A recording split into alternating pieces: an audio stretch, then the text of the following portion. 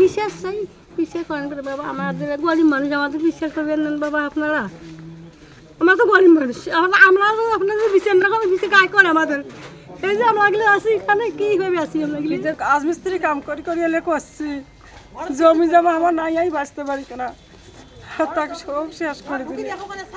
ঘর ঢুকি দেখো নিয়ে কাছের তো কোনো ঘরের মাঝে পাং দেওয়া যাচ্ছে না। মাইকের মাধ্যমে আলটিমেটাম দিছে, তারা ওখানে ইয়ের মাঠে ওরা জড়ো হবে, বাংলা বাজার মাঠে তারা জড়ো হয় না, আমার হিন্দু ভাইদের ওপর তারা আক্রমণ চালায়। যখন টিউনো স্যার ওইখানে প্রেস ব্রিফিং করে, ওনার ব্রিফিং শেষ হওয়ার সাথে সাথে একজন হুজুর আসি বলল যে ভাই আমি একটু কথা বলবো। তখন উনি কথা বিভিন্ন ইসলামিকভাবে কথা বলতে বলতে শেষ পর্যায়ে আসি বলল বাংলাদেশের কোনো প্রশাসনের দরকার নাই, কোনো আইনের দরকার নেই, কোনো কিছুর দরকার নাই, আমরা আমাদের হাতে তুলে দেন, আমরা তাদেরকে ঢেল মারি তাকে শেষ করে দেব।